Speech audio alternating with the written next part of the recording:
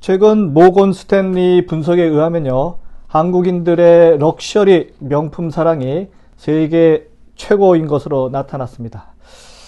2022년 1인당 명품 구매 기준으로 한국은 벌써 미국과 중국을 훨씬 뛰어넘었다고 경제 전문 매체 CNBC가 발표했습니다. 대한민국 럭셔리 명품 사랑이 드디어 세계 1위 국가로 등극한 것입니다. 과연 세계 1위라는 타이틀이 자랑스러운 타이틀일까요? 아니면 창피한 타이틀일까요?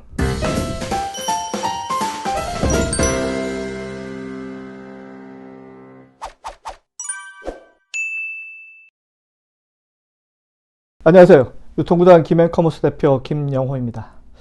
제가 60여 년 살면서 이런 날이 또 오네요. 세계 1위 대한민국, 그것도 어느 부분에서 사치품, 럭셔리 브랜드 소비 1위 국가로 등극했네요. 야, 참 그렇게 못 살던 나라에서 명품, 네, 럭셔리 브랜드 세계 소비 1위 국가. 네. 모건 스탠리에 따르면요, 한국인의 2022년 럭셔리 사치품 브랜드 구입액은 전년보다 24% 급증한 총 168억 달러, 한화로 20조 9천억 원에 달했다고 합니다. 대한민국 이것을 이제 1인당으로 이제 분산해 보면 연간 40만 원을 썼다는 거죠. 명품 소비에만. 명품 소비 가지고 럭셔리 브랜드 소비에만 325달러입니다. 참고로 작년 한 해 미국인과 중국인의 1인당 럭셔리 사치품 구매 금액은 미국이 280달러, 중국이 50달러 정도밖에 안 된다고 하죠. 그런 것을 비교하면 대한민국이 이렇게 1위를 해도 되나 싶을 정도로 대단한 숫자입니다. 미국이나 중국을 훨씬 앞선 대한민국, 럭셔리 소비로는 전 세계 1위라니 놀랄 노짜 아닙니까? 경제 분석, 트렌드 분석에 능통한 외국인 투자 회사가 분석한 대한민국 럭셔리 사랑의 원인은 다음과 같이 얘기하더군요. 부의 과시가 다른 나라보다 사회적으로 용인되고 있는 분위기가 한국에서 급성장한 배경으로 생각하고 있다고 하고요. 외적 아름다움과 경제적인 성공이 다른 나라 사람보다 한국 소비자들에게 더 큰 반향을 불러일으키고 있다라고 분석을 했어요.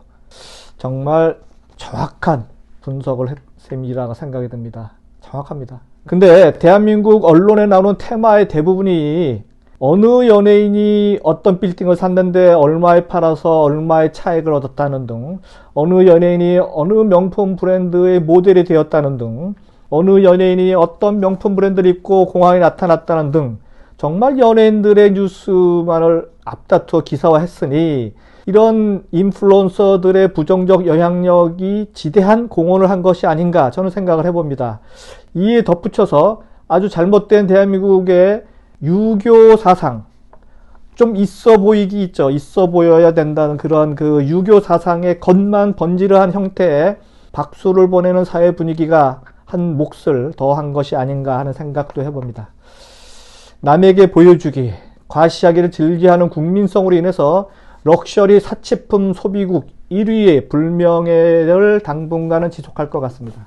그런데 여기서 반드시 꼭 짚고 넘어가야 할 부분이 있습니다. 명칭에 대한 사항입니다. 명칭. 명품이라고 사람들에게 호칭을 시킨 이 부분이 문제인데요. 이 부분은 제가 볼 땐 언론이 큰 역할을 했다고 합니다. 아주 나쁜 역할을 한 거죠. 예를 들어 미국판 뉴스를 볼까요? 어디 명품이란 마스터피스란 단어를 씁니까? 럭셔리입니다. 럭셔리 브랜드. 럭셔리 한국말로 영어 사전을 찾아볼까요? 네, 사치품입니다. 사치품. 럭셔리 소비가 세계 최고라는 팩트를 왜 명품 소비라고 이렇게 바꿔서 얘기할까요? 이것이 모두 국내에 들어온 럭셔리 브랜드가 언론을 길들여 만들어낸 해괴한 변명입니다. 명품 무슨 명품입니까? 사치품이지.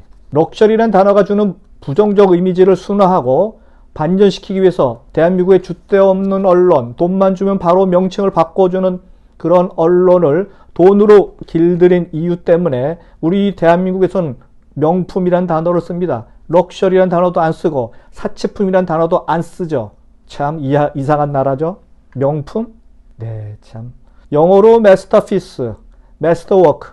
그야말로 장인에 의해서 만들어진 한 땀 한 땀 만들어진 것이 명품입니다.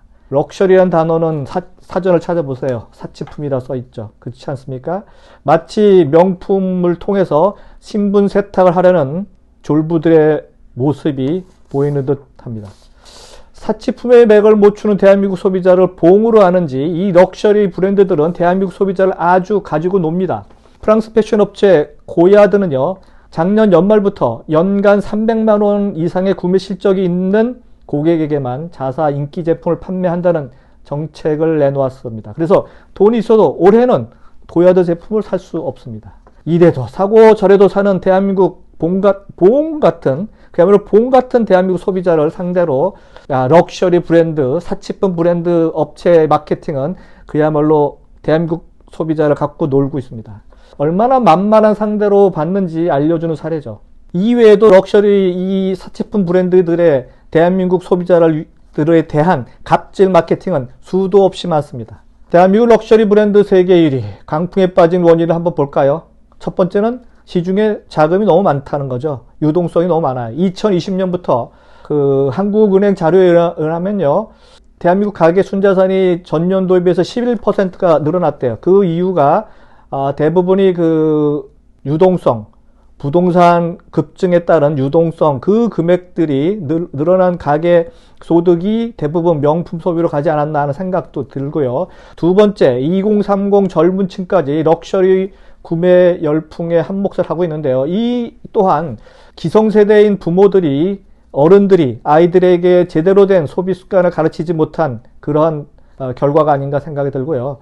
뭐 외국처럼 파티 문화가 많은 대한민국도 아니고 그냥 모여봤자 소모임, 동네에서 모이는 소모임 정도일 텐데 서로 입은 의상과 패션, 가방, 액세서리 등을 이렇게 자세히 보죠. 그리고 내 것과 비교를 하게 됩니다. 남들에게 비춰질 내 패션에 대해서 생각하고 모임 장소에 간다는 의미입니다. 즉 대한민국 소비자들의 허용된 과시 요구의 결과가 럭셔리, 사치품, 소비국 1위라는 불명예스러운 랭킹을 당한 거죠. 자신의 경제 수준에 맞춘 적절한 소비보다는 줏대없는 소비가 문제라고 생각이 듭니다. 그래서 럭셔리 구입이 힘든 사람들은 어떻게 하겠습니까? 짝퉁을 구매하죠. 럭셔리 브랜드 마케팅의 핵심은 패션이 아니라 단지 우월감을 느끼게 하는 그렇게 만드는 전략을 소비자한테 쇠뇌시키는 마케팅 전략이 통했다는 거죠. 대한민국 소비자들에게. 대한민국에서 졸부들의 소비 행태를 보면요, 거의 놀랄만한 정도로 똑같습니다. 정말 똑같거든요. 졸부들 어떻게 하는지 아시죠? 예를 들어 이런 겁니다. 유튜브에서 갑자기 돈을 번 유튜버, 가상화폐로 돈을 쉽게 번 젊은 졸부들이 TV에 나온 그 영상들을 아마 한 번쯤 보셨을 것입니다. 손목에는 명품 시계, 그가 타는 차는 세계에서 몇 대 안 되는 럭셔리 스포츠카, 그가 입은 옷은 수수해 보이지만 사실은 대단히 비싼 사치품 럭셔리 브랜드. 단기간에 번 돈으로 가장 먼저 럭셔리 브랜드를 자신의 성공으로 자랑질하는 그런 나라. 남자건 여자건 혹은 나이가 많건 적건 똑같습니다. 유통부장인 제가 다시 한번 제안합니다. 대한민국 건전한 소비는 아주 간단합니다. 럭셔리 사치품 브랜드로 치장하고 대중 앞에 나서는 일은 상당히 부끄러운 일임을 알아야 되는 그런 문화를 만들면 좋겠다고 저는 주장하고 싶습니다. 자신의 정체성을 나타내는 외면적 표현을 돈만 주면 무조건 바로 치장을 할 수 있는 그런 럭셔리 사치품 브랜드로 도배하는 행위가 아니라 돈으로 절대 살 수 없는 내재된 자신만의 주체성으로 대체되었으면 좋겠습니다. 예를 들어 이런 거죠. 재벌집 막내 아들 드라마 보셨죠?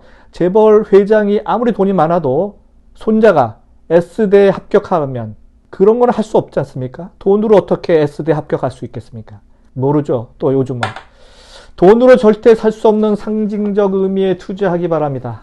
앞으로 천박한 럭셔리 자본주의에서 벗어나 깊은 내면의 실력이 은은히 풍기는 명품 인생을 살아가면서 그것을 깨우치게 알려주는 어른으로 거듭 태어나시기 바랍니다. 바람처럼 강물처럼 살아가는 어른이 되기를 바랍니다.